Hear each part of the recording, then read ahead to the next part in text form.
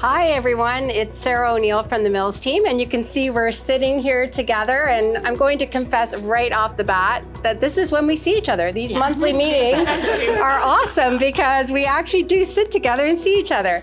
So we really appreciate you joining us. This is our monthly webinar series, and again, just to recap who's who. So I'm Sarah. Sue Mills. Lauren Rebecca. Christine Sweeney. Katie Mills. And Mike Adams. So we got some wonderful feedback regarding our buyer question seminar. So we thought we'd keep going, and this time we're answering questions that sellers have had. So hopefully this is as helpful as the last one. So I'm going to be the reader, and there is another bowl here, and you can see I can't see what they say, but there's an awful lot of them. We'll see how many we get through. So I'm just going to read the questions, and then we're just going to whoever wants to take a stab at answering them. We'll see how much we can talk over each other. Great. So I need my glasses for this. So what are the different pricing strategies that are being used in today's market when deciding on an asking price of a property? Wow, what a great question. Yeah. Totally. Yeah. And that might be a totally different answer today than what it would have been a couple months ago, right? Right. So where before we were seeing kind of tended to, you couldn't price something low enough. It was whatever you did, the market would correct, and you'd end up at your market value. But now, why don't you guys say what we're shifting towards? Yeah. So we're basically caught in between kind of two different markets, right? And so before we were always pricing low, and the market, as Sue said, the market would take it there. And now we're still seeing that, but it depends. It's not every property, certainly, and it's certainly neighborhood specific and housing style specific, and it depends on kind of what's going on in that micro market. And then we're also seeing, pricing at what you think value is, or maybe a little bit higher, and looking at an offer whenever you get one, and potentially negotiating off the price. Good old fashioned real estate, Right. Right.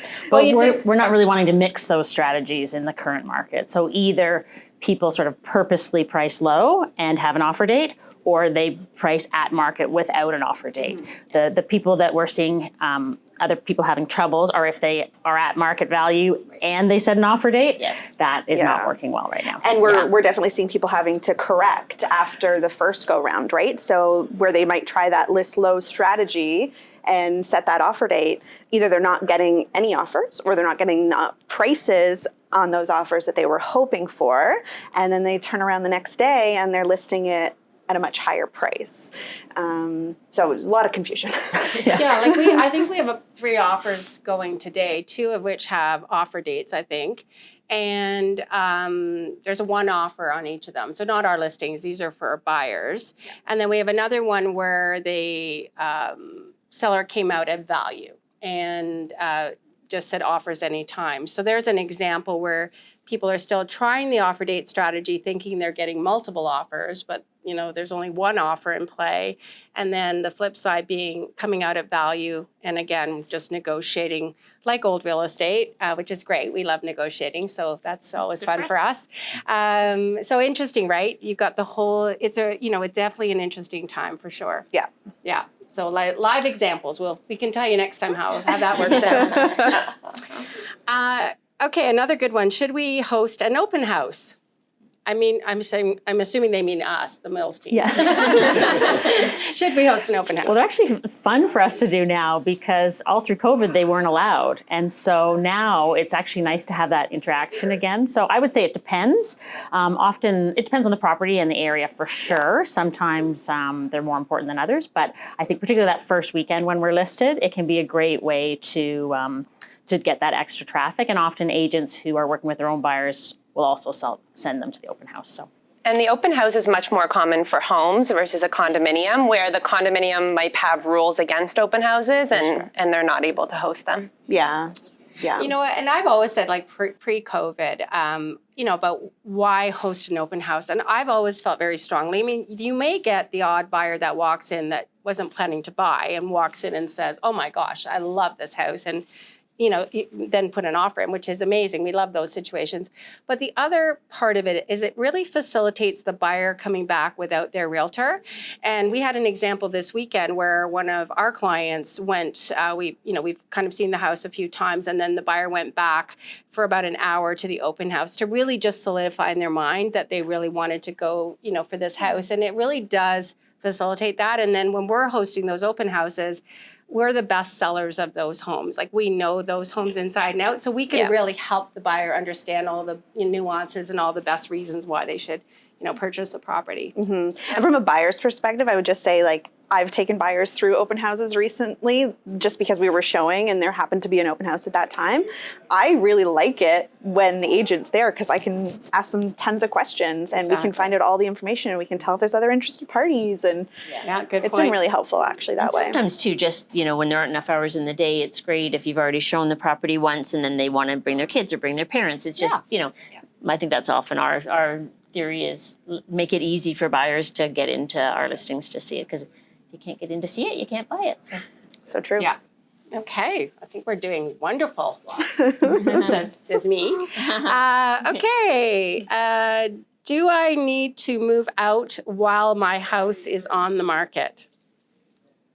That happened a lot in COVID, right? Yeah. A lot of people chose to go to an Airbnb or go to parents or stay with friends, and that was really great just to have free access to the house when people were so worried about, surfaces and being around. But I think other than all COVID reasons, I mean, if you have the ability to leave your house, it's great. You clean up once and, and don't have to worry about making your bed again. So anyway, I think from a convenience standpoint, if a seller has an easy place to go, if they have a cottage, if they have kids they can stay with, I think it's great, but you absolutely don't need to leave your house while the house is being shown in general. But certainly any specific showing, I think it makes sense to not be home when people are coming through so people feel comfortable and can spend as much time as they want or make comments, talk with their agent. So.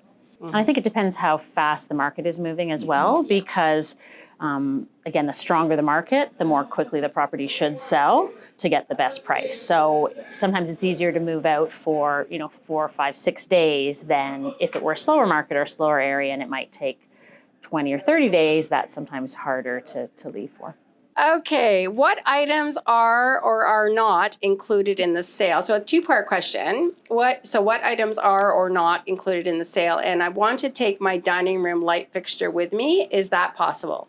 You can certainly take your dining room light fixture with you, for sure. You just need to disclose that ahead of time. So we want to outline to the buyers what is included and what isn't included. And if there is something sentimental or important, a dining room light fixture is really common. You can absolutely take it.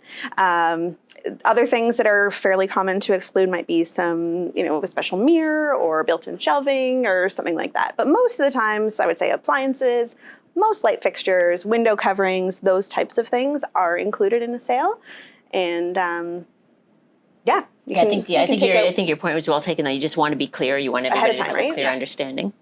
Well, I just had the home inspector call us, so this is so apropos. Why is it important to provide a prospective buyer with a home inspection? And will a buyer trust a home inspection report if it's provided by the seller? Who wants to take that one? Sue, I think you said this perfectly earlier, is that people are more afraid of what they don't know versus what they do know. So the home inspection is a great way to just tell buyers right up front, here's what's great about the home, here's some things that you might need to watch for in the future or towards the end of their life. And typically especially when we're listing a property, we always provide the home inspections by very reputable companies, so a buyer can feel comfortable that everything that's being told in that report is accurate. Yeah, and it's giving the tools, the buyer enough tools for them to make a sound decision without them thinking, of what ifs or any issues of the property. It's just an added tool for their benefit, which will hopefully come back and help you with the purchase of or sale and a financial of the house. planning tool to a certain extent too. If you know the roof is going to have a year or two left, it's just a good planning purpose, and people can kind of adjust their their planning either way. The other thing that's great too, because we do it ahead of time, sometimes there are issues that are brought up that we may decide to have remedied before we bring it to market. So, that gives us that option too. Mm-hmm. And I guess the second part of that question too, I guess it just depends on how detailed some home inspections are. Like typically the home inspections that we provide are pretty detailed. We've definitely seen some that there's really nothing of any substance there. So I guess from just depending on how much or how little is listed really depends on how much you should trust it or not, I guess. And a buyer would always, even if one was provided, they could always choose to do their own secondary inspection before the offer date, but they'd be smart to do it before the offer date because other people will be relying on that. So if a home inspection is provided, a buyer wouldn't necessarily, it wouldn't be advantageous for them to make a conditional offer on home inspection, but they could do it ahead of time. And the other thing that the inspectors often offer as well is for a smaller fee, they'll come back to the property and walk the property with a potential buyer, which can be a great service too. Yeah, for sure. Yeah, the beauty of the current market I'm finding too is just we have a bit of time to actually, actually digest home inspections and read them. And, in the crazy February peak of the market time, there were times when, if a home inspection wasn't provided, people were literally going forward without one. We as a team have always provided them, and I just think they're invaluable for buyers to make quick decisions knowing what they're purchasing. I think really, really key. Good. Okay, so This might be I'm our- going to just our read last one. this last question, and then, right about that. It's what is an offer date? So if you have a home inspection and there's an offer date, it's Good helpful. segue. Good segue. Who wants to grab that one? What is an offer date? So basically, that's just if you're going with that one of those first strategies we talked about, where you're setting a lower than probably market value price, and you say, we know this is an artificially low price. We want everybody to know the property's available for sale. Say we go to market on a Thursday. Well, next Tuesday we're going to look at offers on that date, just allowing everybody to get through the property. And ideally, you would only set that strategy if you believe there'll be more than one person interested on that date, on that next Tuesday or Wednesday or whatever date you pick. So that was a strategy we were using very consistently for many, many years, and now we're transitioning somewhat out of that. Right, exactly. Okay, well, I think that was quite a few. I think we're at time, so we're going to say thank you. Thank you for joining us. We hope that We'll was save helpful. the bowl. Yeah, we'll save the bowl, and we'll come back on one of our next sessions and answer more questions. But if you ever have any questions, you can reach out to us anytime. Feel free to call, email, text, Instagram, smoke signal, DM us. Yes, direct message us. I even know what that means. Anyway, thanks again, everyone. Great seeing you, and we'll see you next month.